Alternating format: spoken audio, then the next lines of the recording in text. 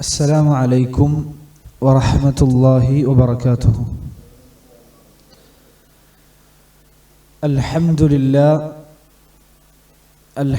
لله حمدا كثيرا طيبا مباركا فيه، وصلى الله وسلم وبارك على نبينا محمد وعلى آله وصحبه أجمعين. أما بعد، اللهم يا مقلب القلوب ثبت قلوبنا على دينك. ربنا لا تزغ قلوبنا بعد إذ هديتنا وهب لنا من لدنك رحمة إنك أنت الوهاب. اللهم إنا نسألك علما نافعا ورزقا طيبا وعملا متقبلا. പ്രിയമുള്ള സഹോദരങ്ങളെ, സഹോദരിമാരെ, അല്ലാഹു സുബ്ഹാനഹു വ തആലയുടെ മതം പഠിക്കുന്നതിനു വേണ്ടി ഈ ഒരു സദസ്സിൽ ഒരുമിച്ച് കൂടിയിട്ടുള്ളവരെ, അല്ലാഹുവിൻ്റെ ഭൂമി ലോകത്ത് അതുപോലെ തന്നെ അല്ലാഹുവിൻ്റെ സൃഷ്ടികളിൽ തന്നെയും ഏറ്റവും കൂടുതൽ ശ്രേഷ്ഠത ലഭിക്കാൻ കാരണമാകുന്ന ഒരു അമലാണ് അറിവ് പഠിക്കുക, ത്വലബുൽ ഇൽമ് എന്നുള്ളത്. ആ ഒരു മഹത്തരമായ ഉദ്യമത്തിനു വേണ്ടിയിട്ടാണ് ഞാനും നിങ്ങളും ഈ പള്ളിയിൽ ഒരുമിച്ച് കൂടിയിട്ടുള്ളത്. അള്ളാഹു നമ്മളുടെ നിയ്യത്തുകൾ അള്ളാഹുവിന് ഇഷ്ടമുള്ള നിയ്യത്തുകളാക്കി തീർക്കട്ടെ. മഹാനായ അബ്ദുറഹ്മാൻ നാസിർ സഅദിയുടെ അൽ ഖവാഇദുൽ ഫിഖ്ഹിയ്യ എന്ന ഒരു ഗ്രന്ഥമാണ് നമ്മൾ പഠിക്കുന്നത്. മൻദൂമത്തുൽ ഖവാഇദുൽ ഫിഖ്ഹിയ്യ, അതിൻ്റെ വിശദീകരണമാണ് നമ്മൾ ഈ ഞായറാഴ്ചകളിൽ വായിച്ചുകൊണ്ടിരിക്കുന്നത്. നമ്മൾ എത്തി നിൽക്കുന്നത് അൽ യഖീനു ലാ യസൂലു ബിശ്ശക്കി എന്ന ഒരു ഖാഇദ കുല്ലിയ, വളരെ ബൃഹത്തായ ഒരു പൊതുനിയമത്തിലാണ് നമ്മൾ എത്തി നിൽക്കുന്നത്. പല മസ്അലകളും വിഷയങ്ങളും ഈ ഒരു അടിസ്ഥാനത്തിന് കീഴിൽ നമ്മൾക്ക് പഠിക്കാനുണ്ട്. അതിന് കീഴെ വരുന്ന ഒരുപാട് ഖായിദകൾ നമ്മൾ പറഞ്ഞു. ഇന്ന് ഇൻഷാ അല്ലാഹ് നമ്മൾ പഠിക്കാൻ ഉദ്ദേശിക്കുന്ന പൊതുനിയമം, അത് അദ്ദേഹത്തിന്റെ മൻദൂമയിൽ, കവിതയിൽ 22ാമത്തെ വരിയാണ്. വൽ അസ്ലു ഫി ആദാതിന അൽ ഇബാഹ ഹത്താ യജീഅ സ്വാരിഫുൽ ഇബാഹ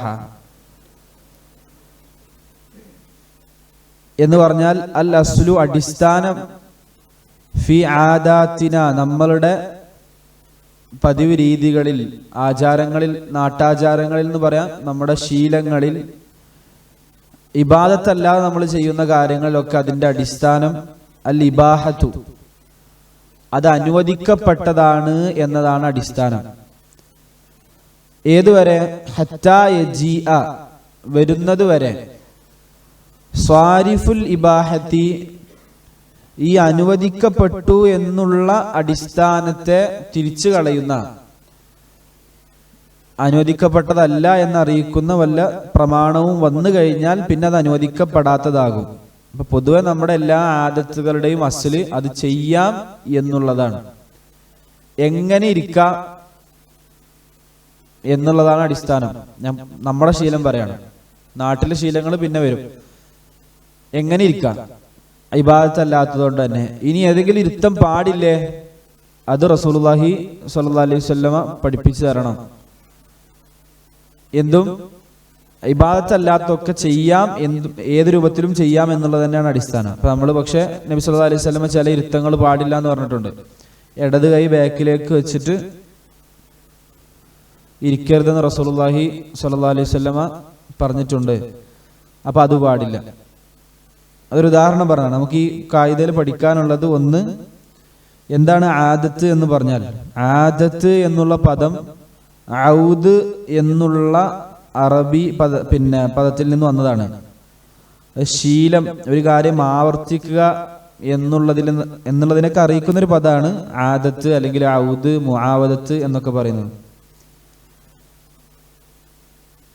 ഇവിടെ നമ്മൾ ഉദ്ദേശിക്കുന്നത് സാങ്കേതികപരമായി ഫിഖ്ഹും ഖവായിദുൽ ഫിഖ്ഹിയും ഒക്കെ ചർച്ച ചെയ്യുന്ന പണ്ഡിതന്മാർ എന്തായിരിക്കും ആദത്ത് എന്ന് പറഞ്ഞാൽ ഉദ്ദേശിക്കുക?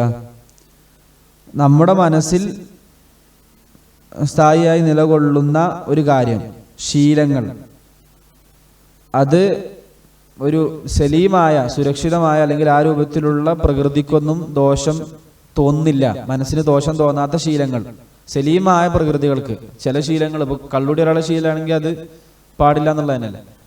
സലീമായ തൊബീഅത്തിൽ ദോഷം തോന്നാത്ത മഅഖൂലായ ബുദ്ധിക്ക് ഇണങ്ങുന്ന ചില ശീലങ്ങൾ ഉണ്ടാകും.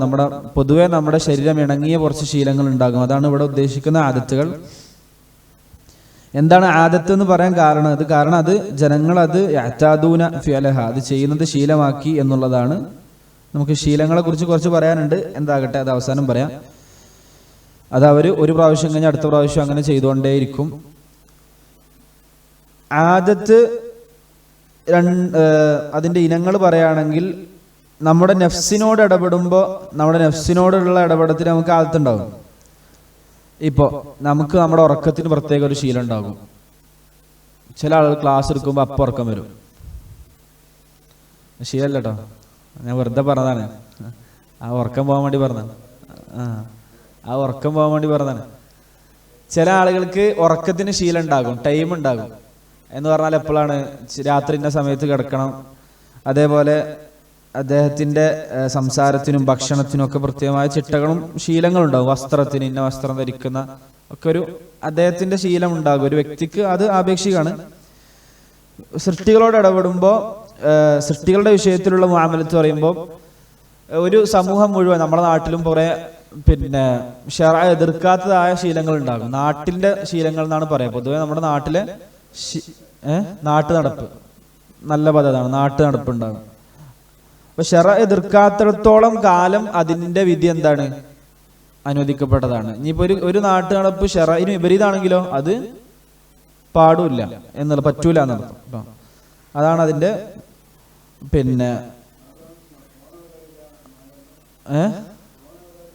തോന ആൾക്കാർ ചെയ്യുന്നതാണ് നാട്ടിൽ. പക്ഷെ അത് വേറെ അതിന്റെ ഒരു തുടർന്ന് വരുന്ന കായികതാണ്. നമുക്ക് പിന്നെ പറയാം ഇൻഷാ അല്ലാഹ്. മുട്ടയെടുക്കലാകട്ടെ, എന്താകട്ടെ, പള്ളാണല്ലോ, എന്തെന്നെ ആകട്ടെ, അതിലിപ്പോ ശറഅ എതിർക്കുന്നുണ്ടോ ഇല്ലേ എന്നുള്ളതാണ് നമ്മളെ ചോദ്യം. ഇല്ലാത്തിടത്തോളം കാലം അതിന്റെ അടിസ്ഥാനമാണ് ഇപ്പൊ നമ്മൾ പഠിച്ചത്. അതാണ് നമ്മളെ വിഷയം.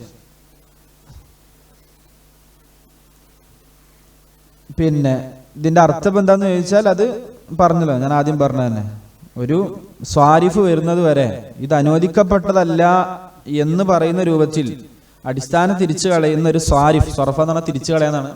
അങ്ങനെ സ്വാരിഫ് വരുന്നത് വരെ അടിസ്ഥാനം എന്താണ്? അനുവദിക്കപ്പെട്ടതാണ് എന്നുള്ളതാണ് അതിന്റെ അടിസ്ഥാനം. നമുക്ക് ലാസ്റ്റ് ആക്കിയാലോ ചോദ്യങ്ങള്? ഇതാണ് കഴിഞ്ഞിട്ട് അതിന്റെ ഉദാഹരണങ്ങൾ ഇതിൽ കൊടുത്തിട്ടുള്ള ഉദാഹരണങ്ങൾ കഴിഞ്ഞിട്ട് അറിയണമെങ്കിൽ ആ രൂപത്തിൽ പറയാലോ ഇൻഷാ അല്ലാഹ്. ഒരാള് ഇടത് കൈ കൊണ്ട് കഴിക്കലാണ് അയാളുടെ ശീലം, അത് പാടുമോ? പറ്റൂല. ശറഅ എന്ത് പറഞ്ഞിട്ടുണ്ട്? ഇടത് കൈ കൊണ്ട് കഴിക്കരുത് എന്ന് പറഞ്ഞിട്ടുണ്ട്. അപ്പൊ പിന്നെ അസ്ൽ ഇതാണ് എന്ന് പറഞ്ഞിരിക്കാൻ പാടുമോ? ഇല്ല. എങ്ങനെയും കഴിക്കാം എന്ന് പറഞ്ഞിരിക്കാൻ പാടില്ല, കാരണം ശരീഅത്ത് അതിനെ എതിർത്തിട്ടുണ്ട്. അപ്പൊ പിന്നെ ഇനി വലത് കൈ കൊണ്ട് കഴിക്കാന്നുള്ളതേ അവിടെ ബാക്കിയുള്ളൂ. അതേപോലെ വസ്ത്രം ധരിക്കുന്ന വിഷയത്തിലും ഒരാൾ പറയാണ്, ഞങ്ങൾ പൊതുവെ ഞങ്ങളുടെ നാട്ടിലൊക്കെ വസ്ത്രം ധരിക്കല് ഈ നെര്യാണിക്ക് താഴെ വസ്ത്രം പോയാലൊന്നും എന്ത് കാണിക്കില്ല, നമ്മൾ നാട്ടുകാർ ഒരു കുഴപ്പം പറയലില്ല, അതൊരു നാട്ടുനടപ്പാണ് എന്ന് പറയാൻ പറ്റുമോ? പറ്റൂല. കാരണം നെര്യാണിക്ക് താഴെ വസ്ത്രം പോകരുതെന്ന് ആര് പഠിപ്പിച്ചിട്ടുണ്ട്? റസൂലുള്ളാഹി സ്വല്ലല്ലാഹു അലൈഹി വസല്ലം പഠിപ്പിച്ചിട്ടുണ്ട്. അതേപോലെ ചാരിരുന്ന് ഭക്ഷണം കഴിക്കൽ, പല കോലങ്ങളുണ്ട്. എന്നാലും ഒരു അഹങ്കാരം തോന്നിപ്പിക്കുന്ന രൂപത്തിൽ ഭയങ്കര ചാരിരുന്ന് ഫുഡ് കഴിക്കുക, അതും അതിൻ്റെ ഒരു വെറുക്കപ്പെട്ട രൂപം ശരീഅത്തിൽ വന്നിട്ടുണ്ട്. അപ്പൊ പിന്നെ എങ്ങനെയും കഴിക്കാന്നാണല്ലോ. ശരിയാണ്, എങ്ങനെയും കഴിക്കാൻ തന്നെയാണ്. പക്ഷെ റസൂലുള്ള നിരോധിച്ചത്, അല്ലെങ്കിൽ ആ രൂപത്തിൽ റസൂലുള്ള അദബിന്റെ മേഖലയിലൊക്കെ പഠിപ്പിച്ചത്, നഹി ചെയ്തത്, നിരോധിച്ചതൊക്കെ ഇതൊന്നും ഒഴിവാകും. എന്തും കുടിക്കാൻ തന്നെയാണ്. അപ്പൊ ഷറ പറഞ്ഞു കള്ളുടിക്കാൻ പാടില്ല. അപ്പൊ കുടിക്കാൻ പാടോ? അത് പാടില്ല. അപ്പൊ ബാക്കിയുള്ളത് അസലിൽ നിലനിൽക്കും എന്നുള്ളതാണ്.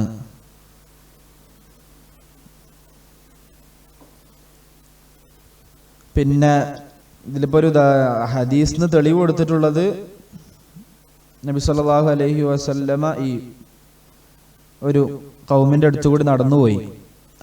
അവരുടെ ഈന്തപ്പനകൾ അതിന് കൂടുതൽ വിളവുണ്ടാകാൻ വേണ്ടി പരാഗണം ചെയ്യിപ്പിക്കുമായിരുന്നു. അവരുടെ കൃഷി രീതി ആയിരിക്കാം. നബി സല്ലല്ലാഹു അലൈഹി വസല്ലം പറഞ്ഞു, നിങ്ങൾ ഇത് ചെയ്യാതിരുന്ന കുറച്ച് ചിലപ്പോൾ നന്നാവുന്ന. ആ രൂപത്തിൽ റസൂലുള്ളാഹി ഒരു ഖൗല് പറഞ്ഞു. നബിന്റെ ഒരു അഭിപ്രായം പറഞ്ഞതാണ്. അപ്പൊ അത് വന്ന് ഫഖറജ ഷീസൻ, അത് എന്താ പറയാ, ആ രൂപത്തിലൊരു വിത്തിനൊന്നും അല്ലെങ്കിൽ ആ ഈത്തപ്പനത്തിന്റെ കുരുക്കൊന്നും ബലമില്ലാത്ത രൂപത്തിൽ വന്നു. അപ്പൊ പിന്നെ നബി സല്ലല്ലാഹു അലൈഹി വസല്ലം ചോദിച്ചു, എന്താ പറ്റി ചോദിച്ചപ്പോൾ നബി പറഞ്ഞു അത് അങ്ങനെ പറ്റിയതാണെന്ന് പറഞ്ഞപ്പോ റസൂൽ പറഞ്ഞു, അൻതും അഅലമു ബി ഉമൂരി ദുനിയാക്കും. അപ്പൊ നിങ്ങളാണ് നിങ്ങളുടെ ദുനിയാവിന്റെ കാര്യത്തിൽ ഏറ്റവും ആ വിഷയത്തിൽ അറിവുള്ളവർ എന്ന് പറഞ്ഞാൽ റസൂൽ പറഞ്ഞത് ചെയ്യണ്ടെന്നല്ല, പോലെ റസൂൽ പറഞ്ഞത് ചെയ്തു. അത് ഈ ഹദീസിന് കിട്ടൂല.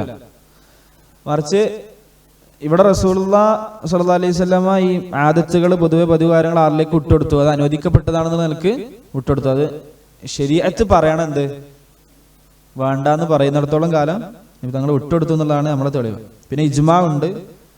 നവവി അതേപോലെ തന്നെ ഇബ്നു ഖുദാമ റഹിമഹുമുല്ലാ ഇവരൊക്കെ ഈ വിഷയത്തിൽ ഇജ്മാ ഉണ്ട്, ഇതെല്ലാവരും അംഗീകരിക്കുന്ന ഒരു ഖായിദയാണ് എന്ന് പറഞ്ഞിട്ടുണ്ട്. ഇനി അഞ്ചാമത് നമുക്ക് പഠിക്കാനുള്ളത് അസ്സുന്നത്തു ഫിൽ ആദാത്തി മുവാഫഖത്തു അഹ്ലിൽ ബലദി. അത് നല്ലോണം ശ്രദ്ധിക്കേണ്ടതാണ്.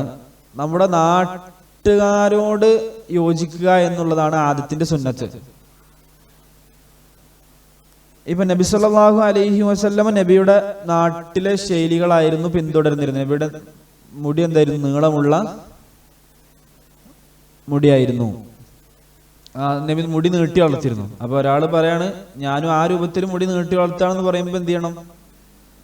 അത് നാട്ടുകാർക്ക് എതിരായ രൂപത്തിലൊരു എന്താ പറയുക, ഒരു ശുഹറത്ത് കാണിക്കാനൊക്കെ വേണ്ടി ആ രൂപത്തിൽ അങ്ങനെയൊക്കെ ആകുമ്പോൾ അവിടെ അതല്ല സുന്നത്ത്. ഇപ്പൊ ആ രൂപത്തിൽ തന്നെ ആയിരിക്കും അബൂജഹലും അബൂലഹബൊക്കെ എന്തിണ്ടാവുക ഉണ്ടാകുക. ഏത് നാട്ടിലാണോ ജീവിക്കുന്നത് ആ നാട്ടിലെ സുന്നത്തുകൾ പൊതുവെ ഷറ എതിർക്കാത്തടത്തോളം കാലം ഇപ്പൊ എല്ലാ നാട്ടിലെല്ലാവരും കസവ് വെട്ടാണ് എന്ന് പറഞ്ഞാൽ എന്താണ്, ഒരു ഭാഗം മാത്രം മുട്ടയടിച്ച് ഒരു സൈഡ് മാത്രം എടുത്ത് ഒരു ഭാഗം നിർത്തുകയാണെങ്കിൽ അത് സുന്നത്തൊന്നാവില്ല. നമ്മളെ അസ്ൽ എന്താണ് പറ്റുന്നുള്ളതാണ്, പറ്റാത്തത് എന്ത് പറയും? ശരീഅത്ത് പറയുന്നുള്ളതാണ്. അതേപോലെ തന്നെയാണ് തലപ്പാവ്. തലപ്പാവിന്റെ അടിസ്ഥാന വിധി നോക്കുകയാണെങ്കിൽ എന്താ, തലപ്പാവ് എന്ന് പറയുന്ന സാധനം ഉണ്ടല്ലോ, അതില് ഇമാമത്ത് പറയണത്. അതേപോലെ തന്നെ ഇവിടെ കാലത്ത് ഒരു ഇതാവും. ഇപ്പൊ നമ്മള് ഉംറക്കൊക്കെ പോകുമ്പോഴുള്ള വസ്ത്രല്ലേ, അത് ചിലപ്പോ എന്ത് ചെയ്യുന്നുണ്ടാവല് ധരിക്കലൊക്കെ ഉണ്ട്. തങ്ങള് ചിലപ്പോ ഒരു പുതപ്പൊക്കെ ഇട്ട് അല്ലെങ്കിൽ ആ രൂപത്തിലുള്ള ഒരു ഇതാവൊക്കെ ഈസാറും ഒരു ഇതാവിട്ടൊക്കെ ഇരിക്കലുണ്ട്. അത് ഇപ്പൊ ഒരാള് അങ്ങനെ നടക്കാന്ന് പറഞ്ഞ് ഇപ്പൊ ഇന്നിപ്പോ സൗദിയിലാകട്ടെ ജസീറത്തുൽ അറബിലാകട്ടെ മദീന അങ്ങനെ നടക്കാന്ന് പറയുമ്പോ അതെന്താകും? അതല്ല ആ വിഷയത്തിലുള്ള സുന്നത്ത് എന്ന് പറയണം. അവിടെ അത് ചിലപ്പോ ലിബാസ് ശുഹറയായിട്ട് എണ്ണപ്പെടും എന്നാണ് ഇതിന്റെ ശാരീഹ്യങ്ങളൊക്കെ പറയുന്നത്.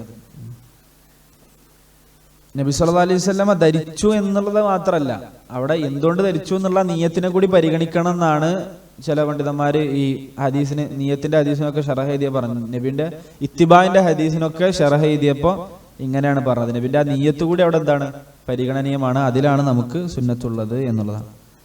പിന്നെ നമ്മൾ പറഞ്ഞു ഇതന്നെയാണ് ഇതിൽ പറയാനുള്ളത്. പൊതുവെ എല്ലാ കച്ചവടങ്ങളും അതേപോലെ തന്നെ എല്ലാ നമ്മൾ ചെയ്യുന്ന ഇബാദത്തല്ലാത്ത പൊതുവെയുള്ള കാര്യങ്ങളൊക്കെ അതൊക്കെ അനുവദിക്കപ്പെട്ടതാണെന്നുള്ളതാണ് അസ്ലി. അനുവദിക്കപ്പെടാത്തത് ഉണ്ടോ എന്ന് ആര് പറഞ്ഞുതരും? ഷറഹ് പറഞ്ഞുതരും. ഇതില് പിന്നെ ഒരു കാര്യം കൂടി പറഞ്ഞ് അവസാനിപ്പിക്കുകയാണ്. അടുത്ത കായികയിലേക്ക് പോകുന്നില്ല. പൊതുവെ ഞാൻ അതിന്റെ ഒരു ആത്മീയ വശം കൂടി പറയാണ്. അനുവദിക്കപ്പെട്ട കാര്യങ്ങളാണോ അനുവദിക്കപ്പെടാത്ത കാര്യങ്ങളാണോ കൂടുതൽ ചോദിച്ചാൽ ഏതന്നെയാണ് കൂടുതൽ? അനുവദിക്കപ്പെട്ട കാര്യങ്ങളാണ്, ഹലാലുകളാണ് എന്തത് കൂടുതലുള്ളത്. പക്ഷെ മനുഷ്യ മനസ്സ് എപ്പോഴും എന്തിലേക്കാണ് പോകുന്നത്? ഹറാം ചെയ്യാന്നുള്ളതാണ്. ഈ നബി തങ്ങളൊരു ഉദാഹരണം പറഞ്ഞത്, ഒരു ആടിനെ മേയ്ക്കുന്ന ഒരാളെ സംബന്ധിച്ചിടത്തോളം ഈ ഹിമ അതിരിൽ നിന്നിട്ട് ചില ആടുകൾ എന്ത് ചെയ്യും, അവരുടെ മേച്ചിൽപ്പുറങ്ങൾ അന്വേഷിച്ച് ചെല്ലും. അതിനെ കുറുക്കം പിടിക്കാനുള്ള ചാൻസ് കൂടുതലാണെങ്കിൽ അപ്പുറത്തോന്റെ പറമ്പക്ക് പോകാനുള്ള ചാൻസ് കൂടുതലാണ്. ഈ അതിര് കടന്നിട്ടാണ് പലരും ഇങ്ങനെ ഒരു കച്ചവടം ഉണ്ടല്ലോ, അതിനിങ്ങനെ അനുവദിക്കപ്പെട്ടതുണ്ടല്ലോ. അപ്പൊ റസൂലുള്ളാഹി പറഞ്ഞു, ശുബ്ഹത്ത് വന്നാൽ പരമാവധി നിങ്ങൾ നിങ്ങളുടെ ദീനിനെയും നിങ്ങളുടെ അഭിമാനത്തെയും നിങ്ങൾ അത് കാത്തു സൂക്ഷിച്ചു പോവുക, നിങ്ങളുടെ ദീൻ നശിപ്പിക്കരുത്. നമുക്ക് അള്ളാഹ് എന്ത് ഹറാമാക്കിയാലും അതിനപ്പുറത്തൊരു ഹലാൽ നമുക്ക് എന്ത് ചെയ്തിട്ടുണ്ടാവും, അനുവദിച്ച് തന്നിട്ടുണ്ടാകും എന്ന് ഓർമ്മപ്പെടുത്തണം. അപ്പൊ അതാണ് ഒന്നിൽ പറയാനുള്ളത്. പൊതുവെ ആ ഒരു വിഷയം കൂടി നമ്മൾ ശ്രദ്ധിക്കാം. പിന്നെ ഷർത്തുകളിലൊക്കെ ഇങ്ങനെ തന്നെയാണ്. അതാണ് ഇപ്പോൾ ഇവിടെ ഈ ഒരു പേജിൽ പറയുന്നത്. ഷർത്ത് നിബന്ധനകളിലൊക്കെ ഇങ്ങനെ തന്നെയാണ്. കച്ചവടത്തിനുള്ള നിബന്ധനകൾ വെക്കാൻ പാടുണ്ടോ എന്നുള്ള ചർച്ചയിലൊക്കെ തന്നെയാണ്. അതിൽ നമ്മുടെ പൊതുവെ ഷറ ഒരു ഖദർ പറയാത്ത സാധനത്തിന് നമ്മൾ ആദ്യത്തേക്കാണ് മടക്കുക. ഷറ ഒരു പ്രത്യേകം ഇത്ര എന്താ പറയാ, മഅറൂഫ് അനുസരിച്ച് കൊടുക്കണം എന്ന് പറയും. ചിലപ്പോൾ ഭാര്യമാരുടെ ചെലവിന് അല്ലെങ്കിൽ ആ രൂപത്തിൽ മഅറൂഫ് അനുസരിച്ച് കൊടുക്കണം എന്ന് പറയും. അവിടെ മഅറൂഫിനോട് ഉദ്ദേശിക്കുന്നത് ഈ രൂപത്തിലുള്ള ആദത്തുകളാണ്. പൊതുവെ നാട്ടിൽ എന്താണോ കൊടുക്കുന്നത് അത് കൊടുക്കണം എന്നാണ് അതുകൊണ്ടുള്ള ഉദ്ദേശം. അത് എല്ലാ വിഷയത്തിലും ഷറ എതിർക്കാത്തിടത്തോളം കാലം ഈ ആദത്ത് ഇൻഷാല്ലാഹ് വരും. ആദത്തിനെ കുറിച്ച് വേറെ ചർച്ചകൾ വരും. അത് പരിഗണനീയമാണ് ഷറഹിൽ. പൊതുവെ നാട്ടിലുള്ള ഒരു രീതി എന്താണ്, പരിഗണനീയമാണ്. ഷറയിൽ ദീൻ അതും കൂടിയും പരിഗണിച്ചിട്ടുണ്ട് എന്നർത്ഥം. അതിന്റെ അർത്ഥം എന്തല്ല, എല്ലാം അനുവദിച്ചു എന്നല്ല. ശരീഅത്തിൽ എന്തെങ്കിലും നഹി വന്നാൽ അതിനെ പരിഗണിക്കുകയാണ്. പിന്നെ ഈ ശീലങ്ങൾ പറയുമ്പോൾ പ്രത്യേകം നമ്മൾ ആലോചിക്കേണ്ട ഒരു കാര്യമാണ്. നമ്മുടെ ശീലങ്ങൾ നമുക്ക് ഒഴിവാക്കാൻ കഴിയാത്തവ, ചില ആളുകളെ സംബന്ധിച്ചിടത്തോളം കറക്റ്റ് ഇത്ര സമയത്ത് എഴുന്നേൽക്കണമെന്നുണ്ടാകും, ഇത്ര സമയത്ത്. ഇബാദത്തുകളിൽ നമ്മുടെ ശീലങ്ങൾ എങ്ങനെയാണ് നിങ്ങളൊന്ന് ആലോചിച്ച് നോക്കി. പൊതുവെ ആദത്തുകളല്ല, നമ്മുടെ ഇബാദത്തുകൾ, നമ്മുടെ ശീലങ്ങൾ എങ്ങനെയാണ്? അത് കറക്റ്റ് സമയത്ത് പോകുന്നുണ്ടോ?